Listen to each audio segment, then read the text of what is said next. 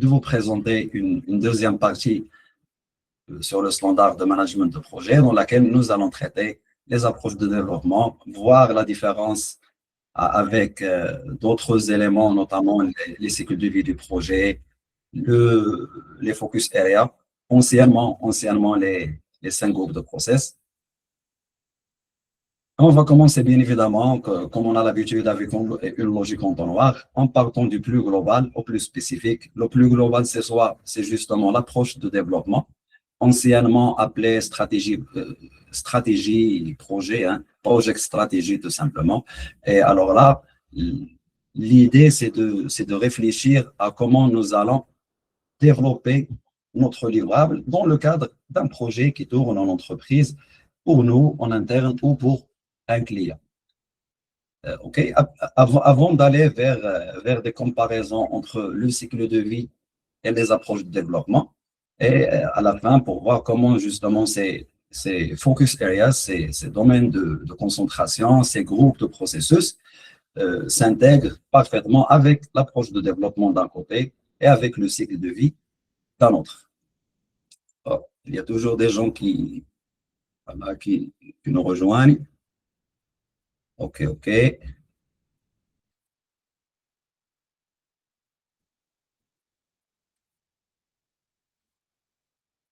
Donc, selon voilà, cet agenda-là, ce sommaire, nous allons voir en quelque sorte tout ce qui tourne à la question suivante. Aujourd'hui, nous avons un projet, on doit développer soit des produits, soit des services, soit des résultats. Unique, ça, on l'a vu dans le premier épisode. Maintenant, dans ce contexte qui est unique, on doit choisir comment on va concrétiser ce projet. On doit choisir comment développer l'ensemble des produits, de résultats ou de services, soit de façon prédictive, où on va justement penser à toute la conception de ce que nous allons réaliser avant de passer à la réalisation de l'ensemble, et ainsi de suite, versus des approches qui sont beaucoup plus flexibles, beaucoup plus adaptatives, d'où le nom, et qui vont nous permettre non pas de tout concevoir avant d'aller tout réaliser, mais de concevoir une partie, la réaliser, et ainsi de suite. Je rappelle que le projet est limité dans le temps, donc abstraction faite sur l'approche de développement ou même le cycle de vie qu'on va choisir. On doit le terminer soit par une phase clôture, soit une autre phase qui va jouer justement le rôle de transition vers les opérations, ou bien la transition vers d'autres projets du même programme ou du portefeuille. Pour finir, avec les critères, les différents critères pour choisir l'approche de développement qui sera déployée. Deux, une fois choisi, comment on doit l'adapter. En gros, c'est ça le menu de ce soir-là, et j'espère qu'il fait partie de vos attentes par rapport à cette partie. Okay. En fait, ce chapitre-là, pour les gens qui suivent actuellement une formation PMP, il ne sort pas trop de ce qu'on a eu dans le PMBOK 7. Néanmoins, il y a quand même d'autres éléments qui se sont ajoutés à cette version et qu'on aura l'occasion de voir. Okay, je vois qu'il y a pas de commentaires. J'espère que vous m'entendez bien. Vous voyez les slides qui changent. Les objectifs de cette soirée-là, j'ai essayé de concentrer les objectifs autour de 3 éléments. D'abord, ce workshop va vous permettre de bien faire la différence et de lever toute nuance concernant les approches de développement d'un côté et les cycles de vie et les focus areas d'un autre, parce que je sais très bien à travers ma position de consultant formateur qu'il y a toujours l'amalgame entre le cycle de vie qui est spécifique à un projet versus autre chose qu'on appelle à tort des phases et qu'on confond avec le cycle de vie du projet qui s'appelle les groupes de process, les focus areas notamment. D'accord? Un deuxième grand objectif, c'est un deuxième niveau de détail. Si l'approche de développement est, à vrai dire, broad, elle est très globale, elle est très méta, quoi. Hein? C'est une façon de faire qu'on doit détailler.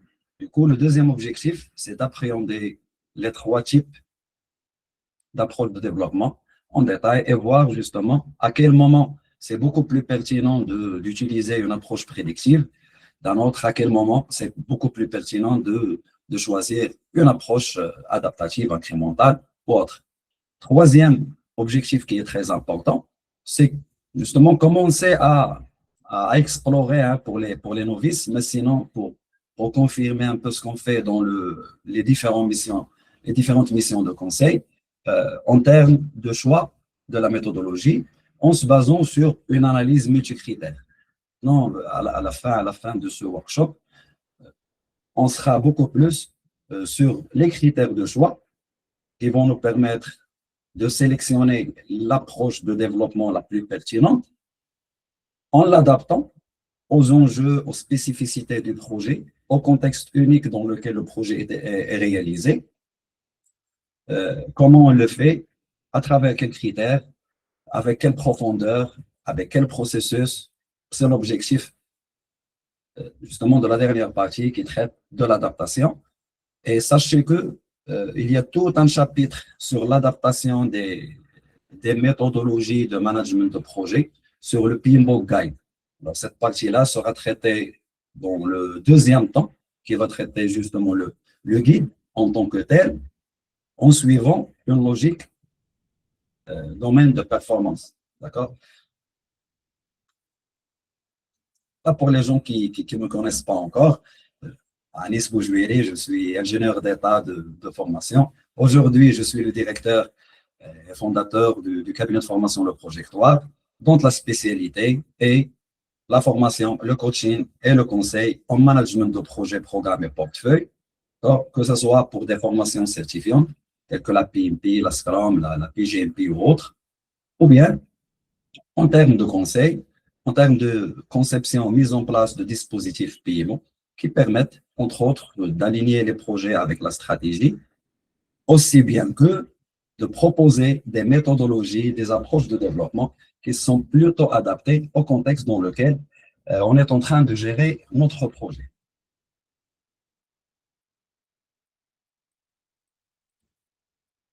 En guise d'introduction, on va quand même définir qu'est-ce qu'une approche de développement. Une approche de développement, en fait, c'est un moyen qu'on va utiliser pour produire, pour créer, parfois pour faire évoluer un produit d'une version actuelle à une version future, plus mature, qui contient moins de problèmes, plus fiable, et ainsi de suite. Okay? Quand on parle de produits, services ou résultats, c'est en un mot les livrables. Les livrables, soit des livrables de projet, soit les livrables de management de projet.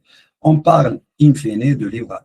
Donc, une approche de développement, elle est très générale et c'est le moyen global à travers lequel nous allons produire des livrables escomptés. Nous allons produire les livrables pour lesquels on est en train d'investir l'argent dans ce projet-là.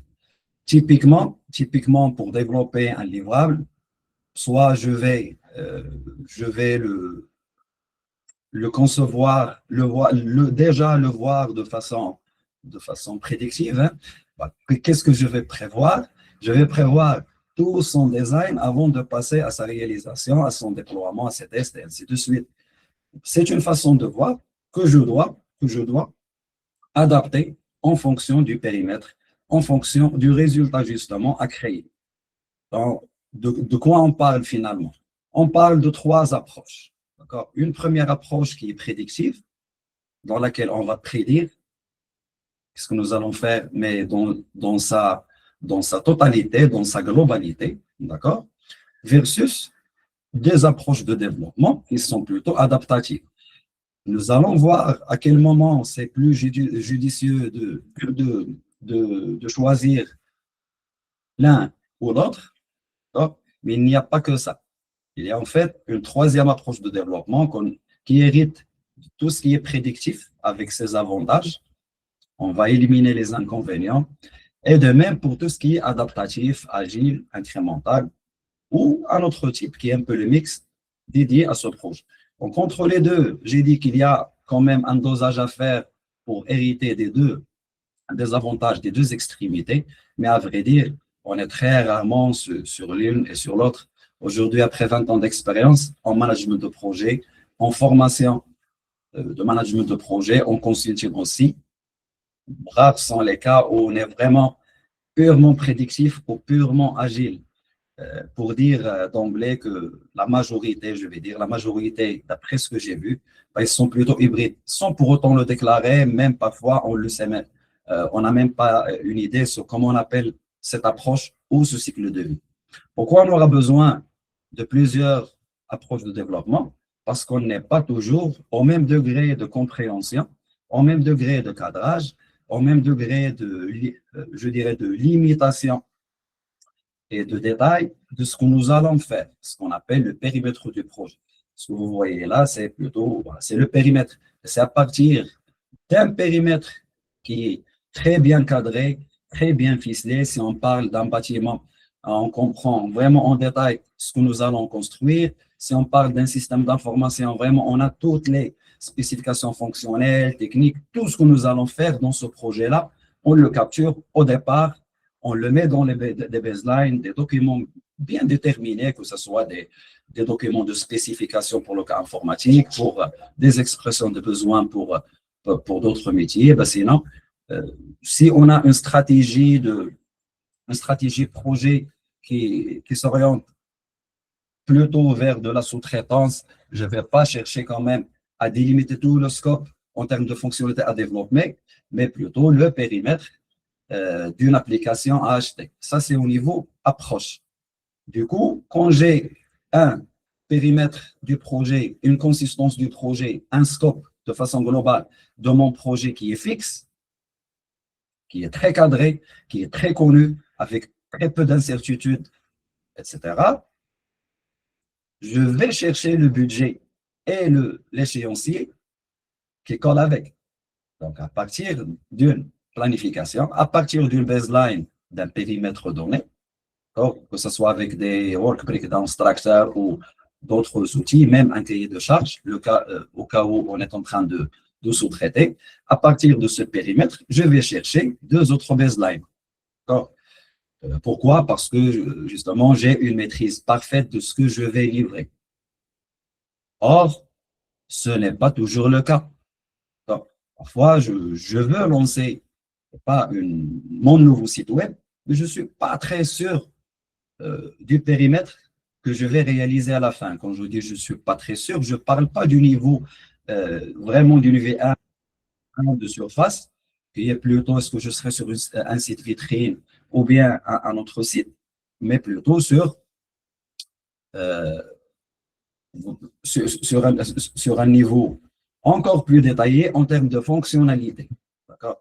Et à ce moment-là, je peux ne pas me casser la tête pendant des mois pour fixer tout le périmètre de ma solution, chose que je ne maîtrise pas, soit parce que la technologie change très, très, très, très vite, soit parce que mon client même qui m'a demandé ce software-là, soit en interne, soit en externe, n'est pas très sûr des fonctionnalités qu'il veut avoir.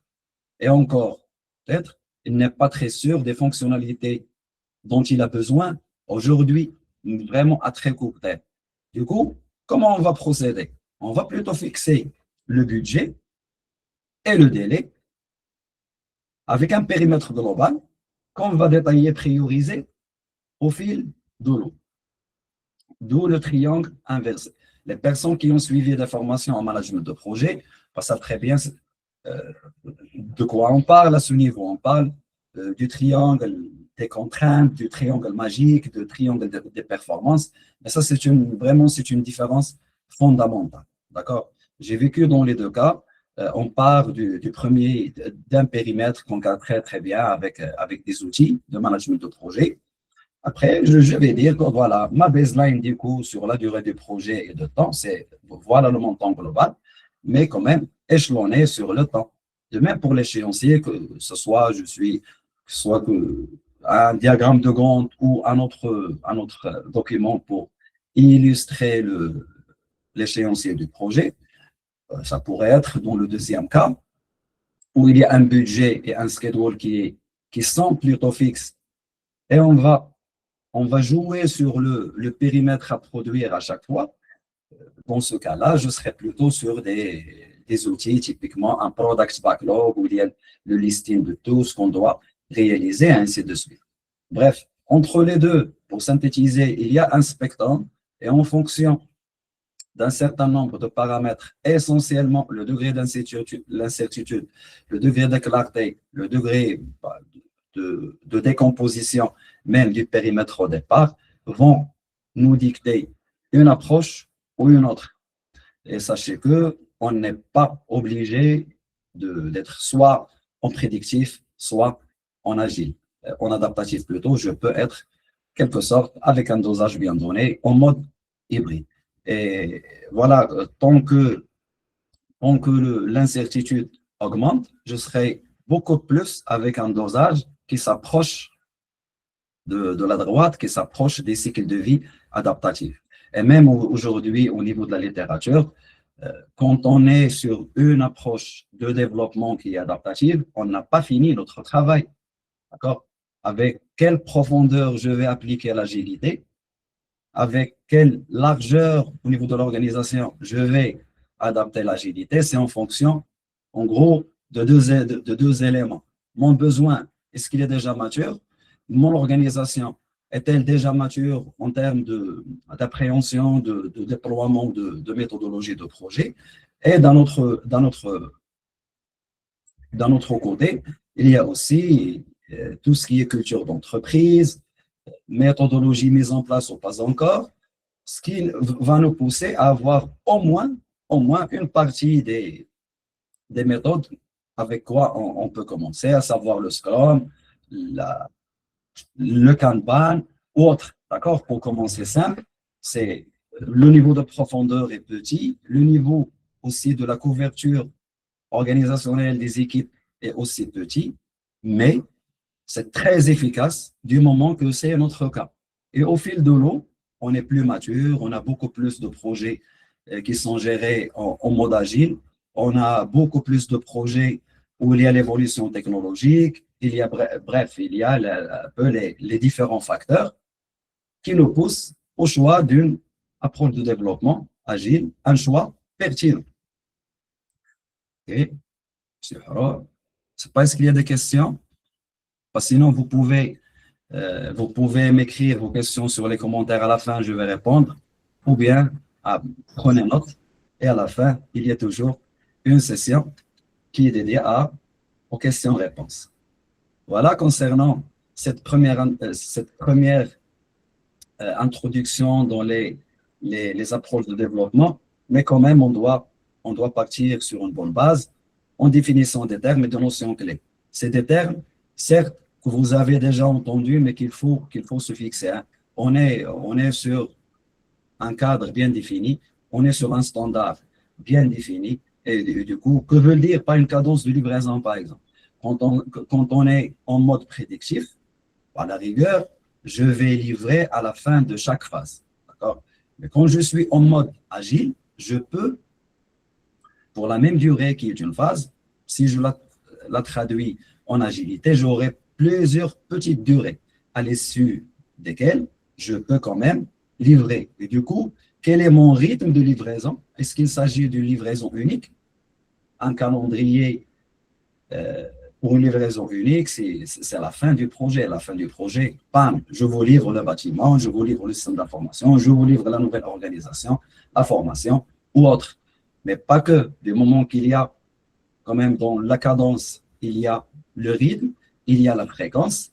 Je peux ne pas avoir une livraison unique, je peux quand même avoir des livraisons multiples.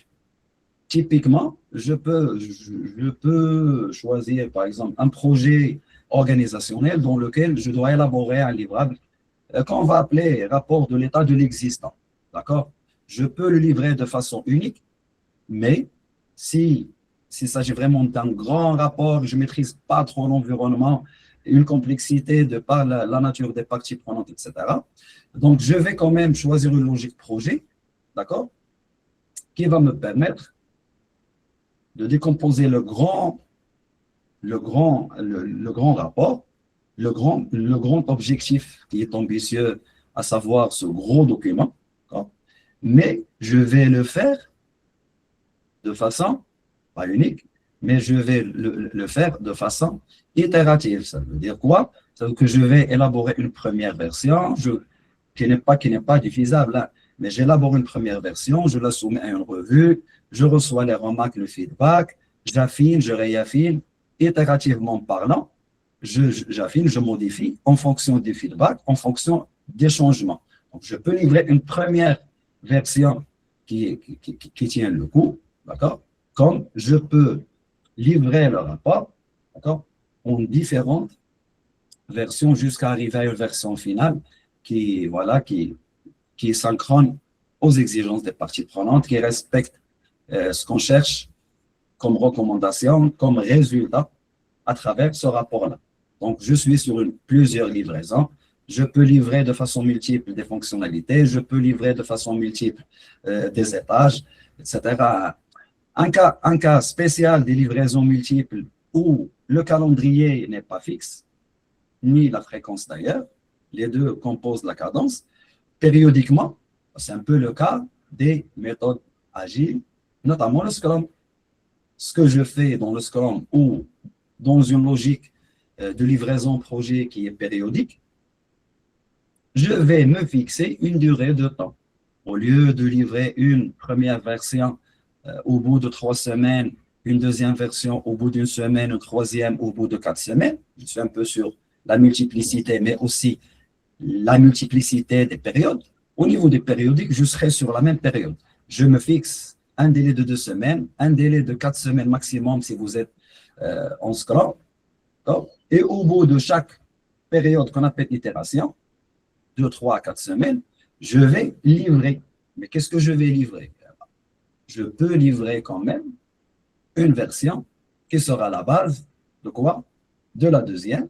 Ou bien, je peux carrément lancer, plutôt livrer, une version qui présente déjà la valeur. D'accord? Ou bien une composante du gros rapport, typiquement un diagnostic organisationnel, c'est une première grande partie.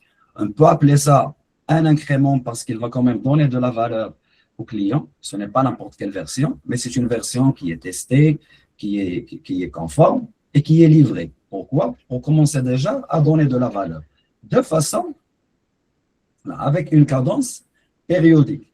D'où la différence avec ce qui est continu. En continu, je vais quand même livrer périodiquement, je vais livrer de façon multiple, mais la différence, c'est qu'à chaque fois, je vais donner de la valeur au client du projet. De façon incrémentale, à la fin du projet, j'aurai le livrable global. Mais comment le faire? Pour le concrétiser, je dois décomposer mon projet en termes de quoi? En termes de livrable, de cohérence de livrable et de nature inhérente au livrable. Aujourd'hui, je vais élaborer des schémas, je vais dessiner des esquisses, je vais chercher des formules, des modèles, etc. Typiquement, je fais un travail de conception. Mais si demain, je suis en train de fabriquer, de construire, de mettre les fondations d'un bâtiment, etc., je ne suis pas sur un travail de conception, mais je suis sur un travail de construction, de réalisation, et ainsi de suite. Typiquement, la nature d'un sous-ensemble délivrable du gros morceau du projet, c'est ce qu'on appelle des phases. Et d'ailleurs, c'est pour ça qu'on doit décomposer notre projet, non seulement en termes de cadence de livraison, mais en termes de nature du livrable à donner. Diviser pour mieux régner, mais dans le cas du management de projet, c'est en décomposant notre projet en étapes qu'on va appeler un cycle de vie du projet. Donc, une approche de développement, c'est le moyen à travers lequel je développe le produit, le résultat ou le service de mon projet. Le cycle de vie, il est plutôt composé des différentes étapes qui vont concrétiser réellement et qui vont traduire concrètement la vie de mon projet. D'accord? De l'idée, du cadrage, de la conception, de la réalisation, et ainsi de suite, jusqu'à la clôture. Quid maintenant des focus area. Si je dois décomposer, si je dois d'abord choisir une approche de développement prédictive, agile ou hybride, et puis choisir le cycle de vie du projet qui est plutôt très, très lié au projet en termes d'étapes, je dois quand même gérer plusieurs disciplines dans mon projet. D'accord? Je dois gérer des coûts, je dois gérer un périmètre, je dois gérer des délais, je dois gérer des risques et d'autres disciplines qu'on verra dans la deuxième partie de cette série de workshops au niveau du PMBOK Guide. OK? Maintenant, ces disciplines-là, comment je vais gérer mes coûts, comment je vais gérer mes délais, et de même pour les risques, les parties prenantes, les approvisions et ainsi de suite, c'est implicitement, explicitement, à travers un ensemble d'actions que je fais. Soit ils sont formalisés, structurés, documentés et automatisés, d'accord? Soit ils ne le sont pas. Mais bref, pour n'importe quel domaine de performance ou autre, il y a un certain nombre d'actions à mener, il y a un certain nombre de sorties de résultats qu'on cherche à partir d'un certain nombre de prérequis que je dois avoir en entrée. Et je parle de la notion de process qui sera très, très détaillée dans la deuxième partie. Pas de ce cours, mais de la série du workshop. OK? Et du moment qu'on a plusieurs domaines qui seront gérés à travers des process, qui seront gérés à travers des actions, des outils et techniques, je dois quand même les catégoriser pour avoir des catégories de process. OK? Typiquement, je suis en train d'élaborer le plan de management de projet. Typiquement, je fais un travail de planification. Je suis en train d'identifier mes risques. Logiquement, un travail d'identification des risques, je suis sur quoi? Je suis sur la planification. Mais si je suis en train de calculer les écarts des délais, je fais un travail de surveillance et maîtrise. Donc, il y a des groupes d'activités, il y a des groupes de processus. Les groupes de processus, c'est la terminologie du PMBOK de 1 à 7, d'accord? Et puis les groupes, les focus areas, c'est la terminologie du PMBOK 8. Mais pour dire quoi? Pour dire que c'est un ensemble d'activités, formalisées ou pas, qui mènent le projet d'une macro-étape à une deuxième macro-étape, et ainsi de suite. Mais attention, ce n'est pas séquentiel, comme on va le voir.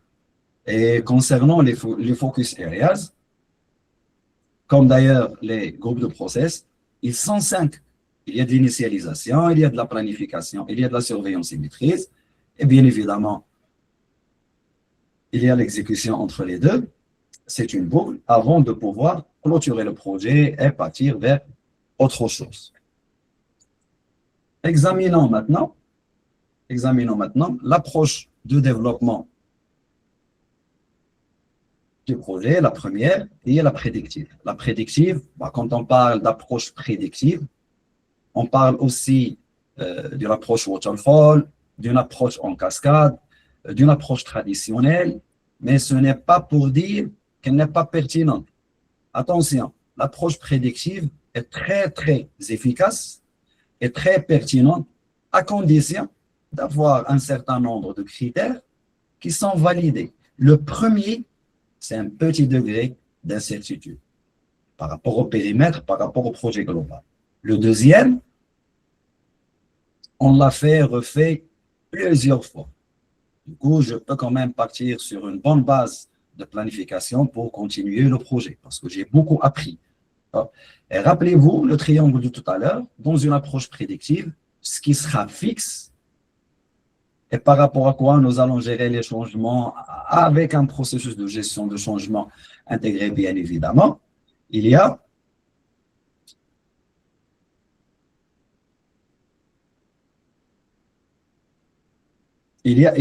intérêt quand même à capitaliser sur tout ce qu'on a vu par rapport au périmètre échéancier et coût, justement pour minimiser les demandes de changement. Je ne suis pas en train de dire qu'on doit décourager les demandes de changement, mais je suis en train de dire que dans l'approche prédictive, ce qui est bien, c'est qu'on a déjà une idée très, très claire sur ce que nous allons faire avec moins de volatilité. Du coup, si je cadre tout mon périmètre du projet sur la base de quoi je vais chercher un planning de référence, un échéancier de référence et un budget de référence, d'accord? C'est parce que justement, j'ai quand même des spécifications, des éléments du périmètre, des éléments contextuels qui sont quand même assez stables pour partir sur une conception globale avant d'aller vers une conception euh, plus détaillée et encore poursuivre le chemin jusqu'à la clôture en passant par la construction de la solution, la construction du bâtiment, bref, la réalisation des processus ou bien la réingénierie des process objets dans notre projet. Bref, vous voyez un peu l'état d'esprit derrière un, une approche prédictive. C'est pour tout étudier avant de tout concevoir, tout construire, etc., etc. Pour les informaticiens parmi vous, on parle d'un cycle en V qui est un cas spécial des approches de développement qui sont plutôt prédictives. Okay? Il y a toujours des gens qui nous rejoignent. Super. Voilà, pas de questions. L'autre côté de l'approche du spectre qu'on a vu tout à l'heure, c'est l'approche adaptative. OK? Mais à quel moment nous allons choisir une approche adaptative? C'est au moment où on a l'inverse des critères qui m'ont poussé à choisir une approche plutôt prédictive. Quand est-ce qu'il nous sera utile? C'est justement quand il y a un fort degré d'incertitude, de volatilité, d'instabilité des exigences, ou bien même le client qui veut exiger du projet, qui va mettre de l'argent dans le projet, n'a pas une idée très, très précise, hein, ou bien très, très claire. Il a la vision globale au début du projet, etc., mais pas forcément, il a tous les détails. Attention, adaptative. Oui, mais concrètement, est-ce qu'elle est incrémentale? Est-ce qu'elle est itérative? Est-ce que c'est les deux? Bref, les trois scénarios sont possibles. Donc, soit je serai sur une solution que j'affine et je réaffine à chaque fois sans pour autant donner de la valeur à chaque fin d'itération, ne serait-ce que plus d'affinage et plus d'appréhension du feedback des parties prenantes, ou bien je serai sur des incréments. Typiquement, si je suis sur un bâtiment que je construis de façon modulaire, je vais livrer le premier étage qui sera à usage bureau. Je le livre pour dire que le client peut déjà commencer à louer cet espace bureau. Donc, il peut déjà commencer à capturer de la valeur le temps que je suis sur d'autres étages, ou bien le temps que je suis sur d'autres processus, en parallèle de processus que je viens de livrer à l'issue de l'itération de 2 semaines, et qui tournent déjà, et qui commencent déjà à optimiser le travail des gens. Donc, voilà. Ou bien, carrément, je suis à la fois itératif et incrémental. Typiquement, le Scrum. Je suis sur des itérations fixes, ce qu'on appelle des sprints, mais à l'issue de chaque sprint, je dois livrer un incrément, une partie des produits qui s'accumule sur tout ce que j'ai fait depuis le début du projet pour me donner un incrément de produit qui est la somme de tout ce qui a été livré et ce que je livre aujourd'hui. Et aujourd'hui, c'est la fin du sprint, c'est la fin de l'itération. Entre les deux, il y a l'approche hybride. On a dit que c'est pour les deux. Donc, parfois, j'ai quand même une grande partie du périmètre qui est cadré, qui est fixé, qui est très, très stable. D'accord? Mais sur une autre partie, ce n'est pas le cas. Donc, je peux être quand même direct. Je gagne du temps parce qu'il y a tout un aspect qui est stable et qui est fondamental que je peux exploiter pour partir vers quoi? Vers les autres éléments du projet qui ne sont pas forcément très cadrés, sur lesquels l'équipe a besoin d'être plus flexible, sur lesquels j'ai besoin d'une boucle de feedback très, très rapide. Pourquoi faire? Pour reprioriser ce que je dois livrer. Parce que les priorités changent sur cette partie-là, parce qu'elle est la partie, en fait, du projet qui est la plus volatile. Et comme ça, j'aurai les deux. Et comment je vais faire? Est-ce que je serai sur du 50-50 entre l'hybride voilà, 50-50 entre plutôt l'adaptatif et le prédictif? Est-ce que j'aurai est-ce que j'aurai une prédominance agile ou une prédominance prédictive? C'est en fonction du projet encore une fois. Et c'est en fonction de, de la réflexion initiale sur votre projet. Est-ce qu'il sera à l'outil? Est-ce qu'il sera géré? Est-ce qu'il sera livré en one shot? Ou bien il sera livré plutôt par partie? Une fois que je délimite cette stratégie, je vais la concrétiser par des éléments de l'agile, d'autres éléments du prédictif. Et donc, j'aurai différents patterns au niveau de l'hybride. J'aurai différents patterns, différents schémas. Soit je serai sur 50-50, soit je serai sur quoi? Sur une dominance donnée. Dans le cas où j'ai un équilibrage entre les deux approches, je peux les avoir de façon séquentielle. Je commence par tout ce qui est pertinent à gérer de façon adaptative. Je le termine, je le livre, et puis je passe à tout ce qui est classique, tout ce qui est bien cadré, et je le gère en mode prédictif. Typiquement ici, je lance un projet, d'accord? Je veux lancer une nouvelle organisation, un nouveau organigramme avec des processus et des procédures digitalisés. D'accord? Au départ, je n'ai pas encore une idée très, très cadrée, très stable sur les processus, sur le dispositif à mettre à jour. Qu'est-ce que je vais impacter? Quel business unit je vais impacter? Quel ensemble de processus je vais impacter? Je ne sais pas. Et du coup, je peux partir de façon agile parce que même les clients, même celui qui commande le projet n'a pas forcément une idée fixe, précise sur la priorité des processus, la priorité des processus à refaire, à réajuster ou bien à créer. Une fois que je limite ce périmètre-là de façon adaptative, ça pourrait être itératif à travers plusieurs itérations. Je vais limiter le projet et puis je le réalise de façon prédictive. Ou bien un deuxième cas où j'ai un équilibre entre ce qui est prédictif et ce qui est agile, ce qui est adaptatif notamment, c'est le cas où j'ai deux grands produits dans mon projet qui ne sont pas forcément interdépendants.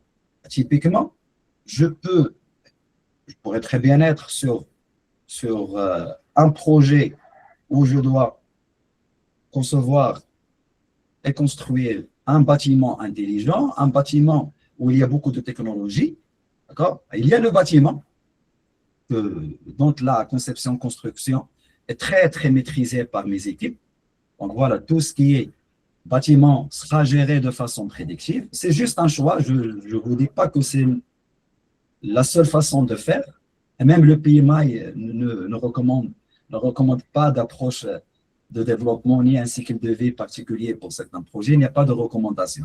La vraie recommandation, c'est qu'il faut comprendre les différents schémas, comprendre les critères de choix de chaque schéma et les appliquer sur vos projets. Et sur la deuxième partie dans laquelle je dois équiper le bâtiment avec de la haute technologie, etc., fait et assuré par une autre équipe, je peux le faire de façon itérative et incrémentale. Je peux le faire en m'appuyant sur le Scrum, sur le Kanban, sur le Scrumban, sur d'autres méthodes / méthodologies adaptatives. Pas que. Un deuxième un deuxième cas de figure où je n'ai pas ce fameux équilibre entre l'adaptatif et le prédictif. C'est toujours hybride, mais à dominance. OK? Un premier cas, je suis sur un grand projet de digitalisation des processus. OK? C'est du digital, je suis en train de développer ou bien d'acheter des solutions faites que je paramètre. Au fur et à mesure, je suis sur un projet informatique géré de façon agile. J'ai l'ensemble des fonctionnalités à développer ou à paramétrer. Et en fonction de mon besoin, je suis en train de digitaliser. Je peux aujourd'hui décider que je vais digitaliser le processus du parcours client qui va demander un crédit ou autre chose. C'est ça le gros truc. Mais il y a quand même dans ce projet-là une partie très, très cadrée. À un certain moment, je sais très bien que j'ai livré euh, tant de processus avec tel niveau de détail, avec telle couverture, OK? Mais tout ce qui est formation des utilisateurs du nouveau dispositif, du nouvel ensemble de ce projet, de ces process-là, du moment qu'il est très connu, bah, je peux lancer ma formation en mode prédictif. Et pas que. L'autre côté, l'autre côté du spectre de l'hybride, c'est là où il y a la prédominance du prédictif. D'accord? Je mets en place le même dispositif, je le conçois, je le mets en place, je le fiabilise, etc., etc.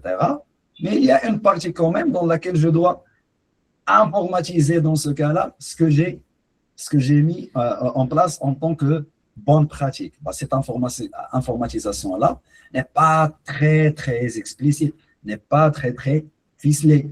Du coup, bah, j'ai quand même des doutes sur la grandeur, la taille, l'enjeu de la solution qui sera adoptée. Est-ce que je serai sur ma propre solution ou bien je vais acheter? Quels seraient the must-have functions de départ? Ah, c'est des questions auxquelles je dois répondre. Mais le projet doit continuer à avancer. Donc, juste cette petite partie sera gérée en mode adaptatif. Les deux ont une seule approche, nous donne l'approche de développement hybride.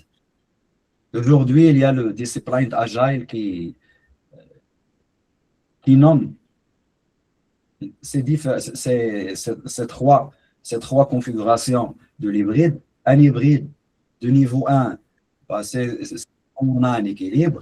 Un hybride niveau 2, où il y a le déséquilibre de l'adaptatif, du prédictif. Et un hybride de niveau 3, type 3 plutôt. C'est là où j'ai l'adaptatif qui domine le prédictif. N'oubliez pas que tout ce qu'on est en train de voir n'est qu'un moyen pour produire le livrable, que ce soit un produit, un résultat ou un service, qui lui-même n'est pas une finalité en soi.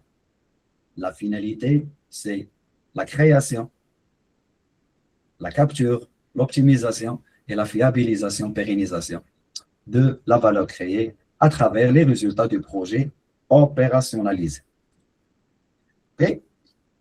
Maintenant qu'on a vu la couche la plus générale qui s'appelle approche de développement, qui vient juste après la couche mindset, principe, etc., et qui vient juste avant la couche cycle de vie que concrétise. Il y a toujours un élément qui manque pour compléter tout ce système de gestion, composé des approches, des cycles de vie et des process. Et les process sont catégorisés en cinq groupes, 5 focus areas selon la terminologie du PMBOK 8. Je ne veux pas les citer. Pourquoi? Parce que c'est tout, ça mérite un workshop à part en fait. C'est tout un cours, c'est toute une partie et c'est l'essentiel quand même de la démarche de management de projet qu'on est en train de voir. Ce qui est beau, c'est que je suis sur la même logique, hein, je suis sur la même boucle. Je dois démarrer, planifier, exécuter, surveiller, maîtriser mon projet et le clôturer. Abstraction faite, est-ce que je le fais pour un cycle de vie prédictif, une approche de développement prédictif, ou bien adaptative, ou bien hybride. Conceptuellement parlant, je dois démarrer un ensemble de travail de façon formelle, très cadrée. OK? Bah, je dois dire, au moins, je lance mon travail officiellement et qui en est responsable. Et ce responsable-là sera responsable notamment de la planification du projet. Planifier le projet, c'est poser la base, c'est élaborer sa feuille de route, c'est déterminer comment vous allez réaliser votre projet. Que veut dire ça? Comment vous allez élaborer l'échéancier, comment vous allez budgétiser votre projet, comment vous allez le gérer son financement, pas chercher le financement, comment vous allez gérer la qualité, comment vous allez identifier les risques et les analyser, comment vous allez lancer vos approvisionnements. Bref, c'est la feuille de route qui vous dicte comment concrétiser le projet et avec quel outil vous allez le faire. Des outils, c'est les process. Comment vous allez exécuter votre projet? Comment vous allez produire? Avec quelle cadence? Tout à l'heure, on a vu que la cadence, c'est le calendrier avec la fréquence. Et même avec quelle approche? C'est quoi le cycle de vie? Quels seraient les outils d'exécution? J'exécute, bah, je communique, j'assure la qualité, je concrétise les actions pour gérer mes risques, je procède à mes approvisionnements, bah, je lance mes achats, je gère le prestataire et tout. Néanmoins, je ne suis pas très sûr d'avoir les résultats réels parfaitement alignés avec les résultats escomptés. Bah, ce qui devrait être, c'est la planif. Ce qui est, bah, c'est le résultat de l'exécution.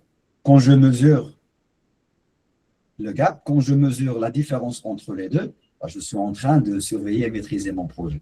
Pour le maîtriser, à vrai dire, je dois quand même mettre en place des actions préventives, correctives ou correction de défauts. Bah, hein, ce n'est pas très séquentiel, hein, vraiment, mais c'est une sorte de boucle.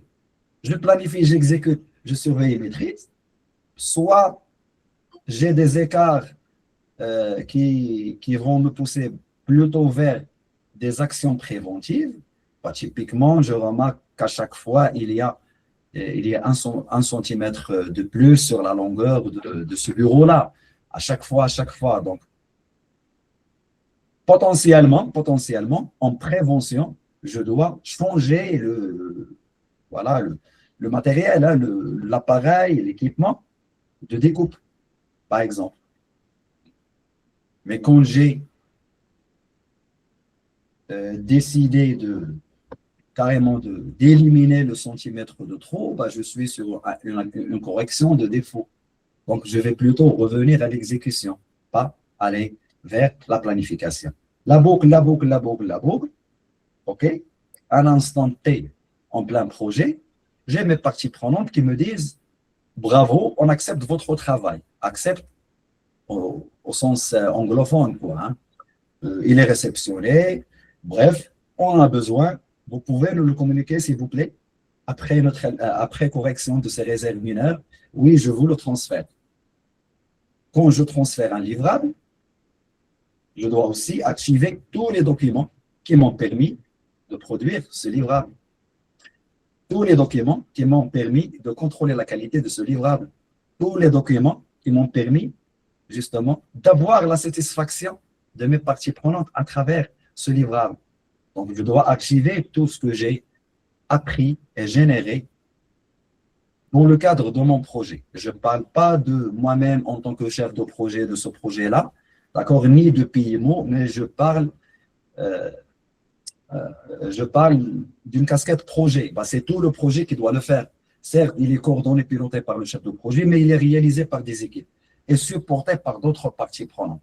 Donc, le chef de projet doit quand même veiller à la récupération des leçons apprises, etc. Et au moins, le Project Management Office, le cas échéant, hein, s'il est là, doit assurer l'archivage selon la bonne structure, dans le bon dossier, avec les bons accès, etc. etc. Donc, une fois que je transfère mes livrables et j'archive la connaissance générée pour l'institutionnaliser, je suis dans le focus area, je suis dans le groupe de processus clôture. Et d'ailleurs, il n'y a qu'un seul process de clôture.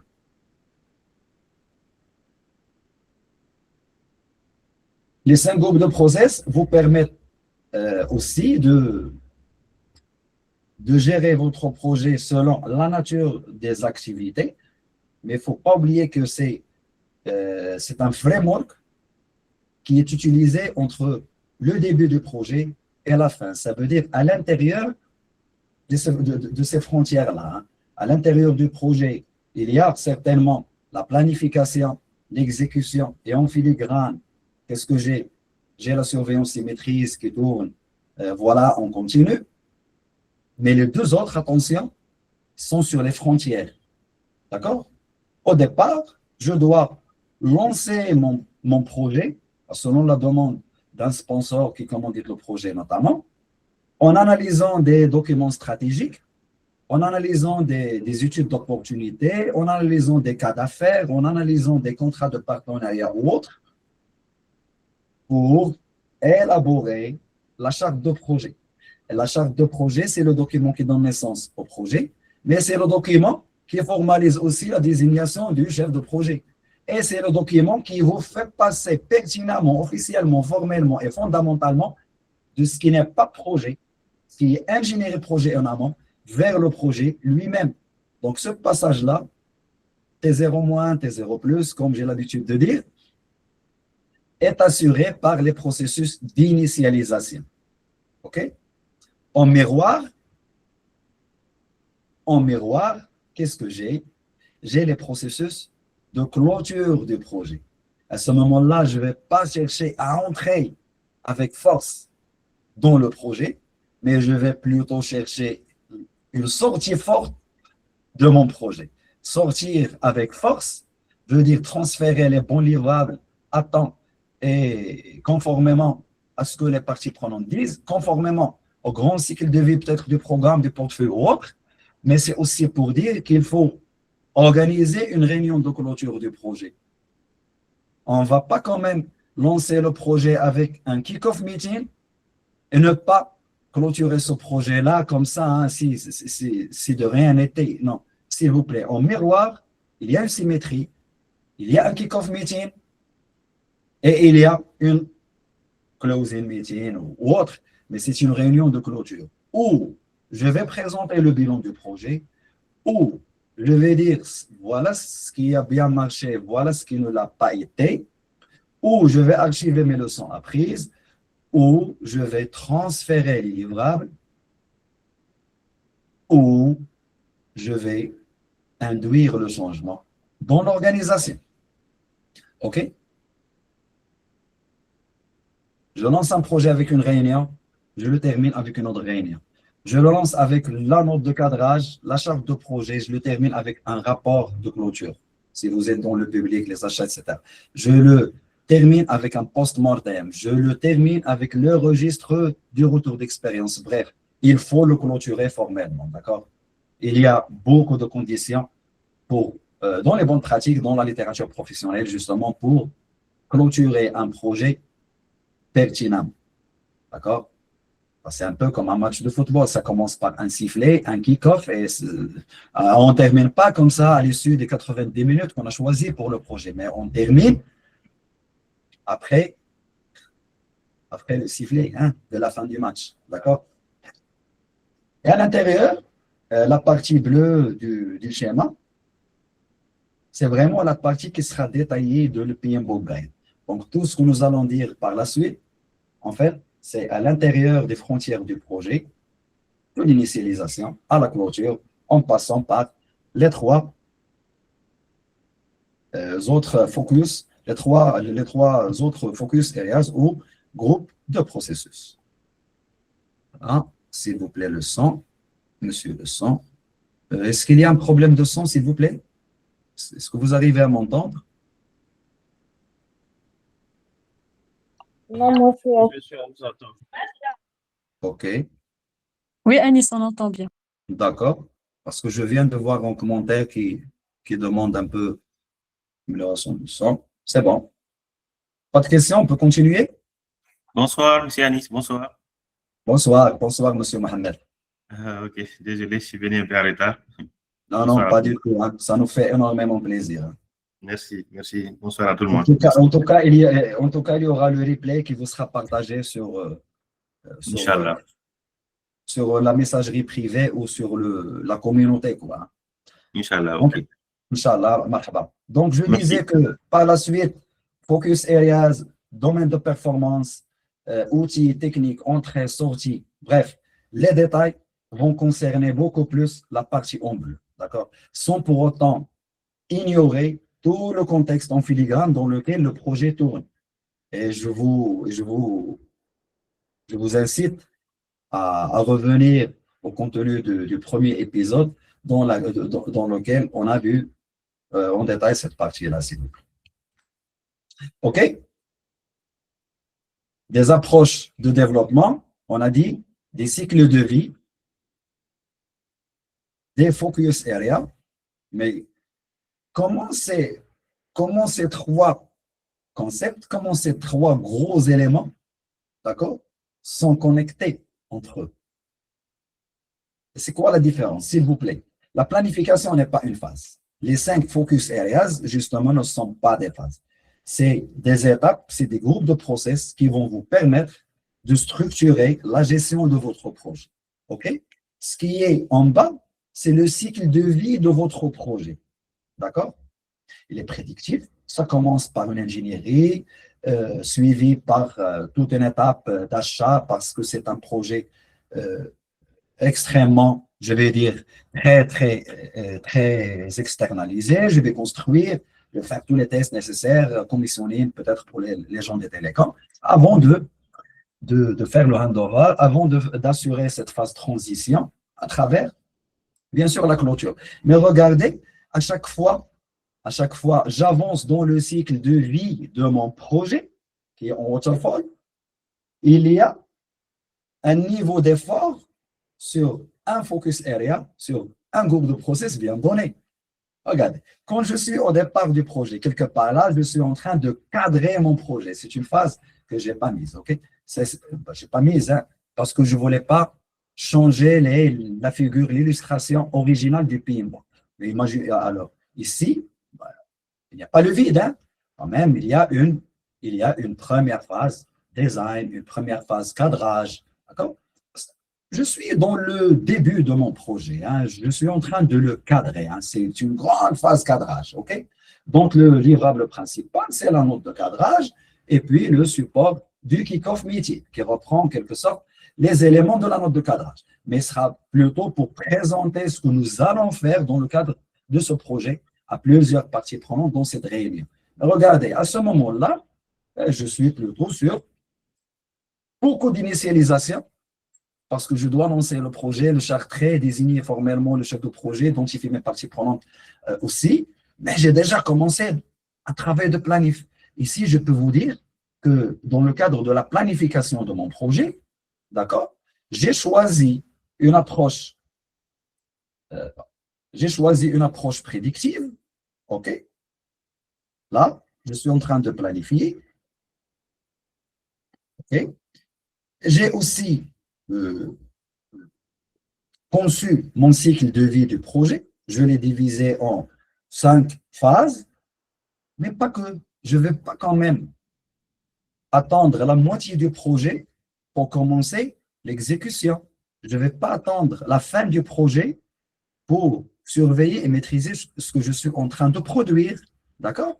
Et je ne vais surtout pas attendre la dernière phase de mon projet qui est le handover pour lancer des activités de closing, de clôture. Non, ça se passe en parallèle, mais le degré d'effort dans chaque groupe de process sera bien évidemment différent. D'accord? Quand je suis dans la deuxième phase, la phase ingénierie, regardez, il y a l'effort en termes de planification du projet qui augmente.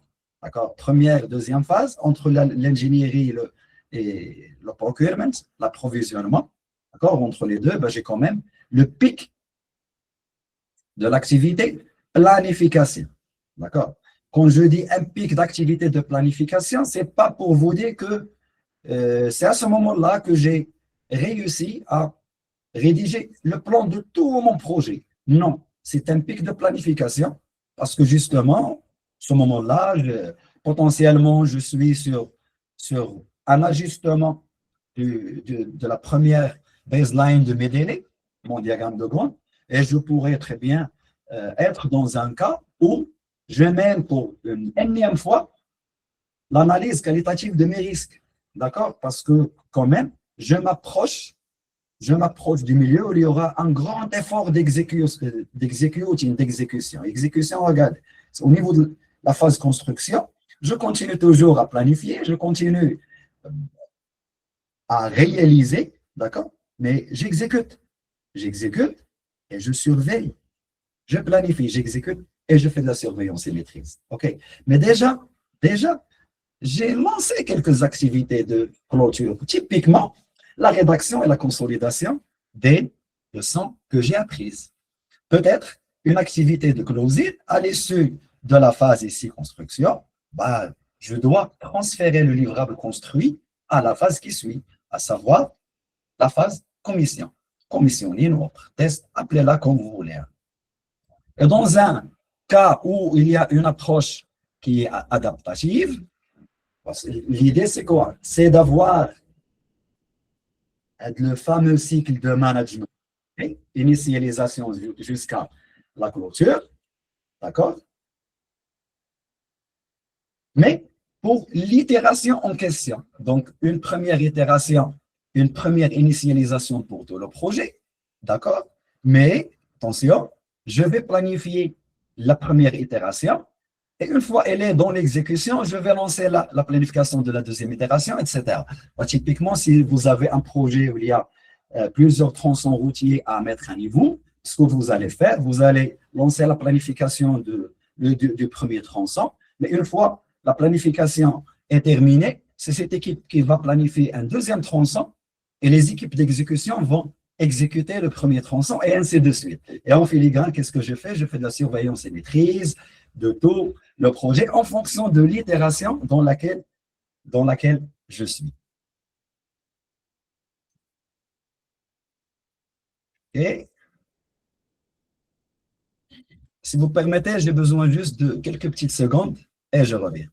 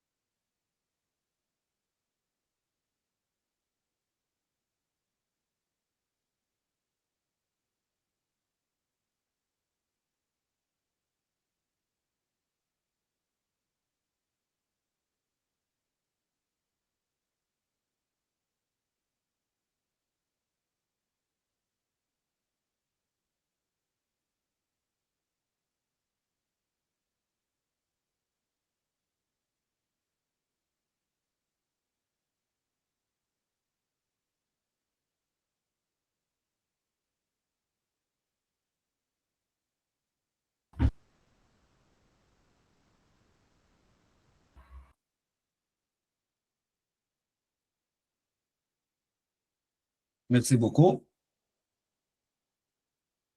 Alors, on arrive à la dernière partie. En fait, c'est là où le travail concrètement sera plutôt difficile. C'est au moment où vous devez choisir d'abord quelle approche. D'accord?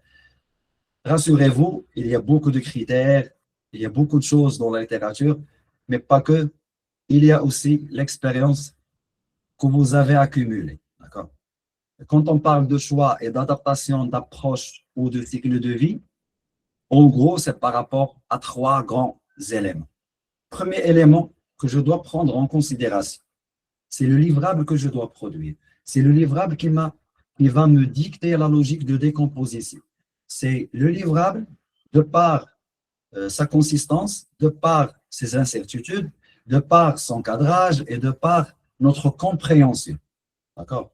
Deuxième élément qu'il faut prendre en considération, c'est le projet lui-même. D'accord? Le projet, c'est des équipes très compétentes, c'est des équipes très expérimentées, ou moyennement compétente et expérimentée. Et je parle d'une compétence et d'une expérience par rapport au projet lui-même. Hein. Ce n'est pas dans l'absolu, hein. C'est par rapport au projet. Donc, j'aurai le livrable à prendre en considération, j'aurai le projet à prendre en considération de par sa taille, ses enjeux, sa complexité, la composition de ses équipes, son périmètre, le nombre de disciplines qu'il intègre. Secondo, il y a le contexte dans lequel ce projet-là tourne. Troisième élément à prendre en considération, c'est l'organisation. Et quand on parle d'organisation, ça on l'a vu en détail dans le premier épisode, on parle de l'environnement de l'organisation. L'environnement de l'organisation, c'est des facteurs d'influence, c'est un environnement interne, c'est un environnement externe qu'on a vu hein, et qu'on a traité à travers une analyse PESTEL. Et quand on parle surtout de l'environnement interne, on doit prendre en considération la culture de l'entreprise. Est-ce qu'on est plutôt des gens qui ont un appétit très élevé au risque, d'accord? Donc, on favorise les projets à haut risque, à forte incertitude, et du coup, je serai typiquement dans de l'adaptatif. Parce que je suis dans la technologie, hein, car je veux récupérer une très, très grande valeur, mais quand même en tenant beaucoup de risques.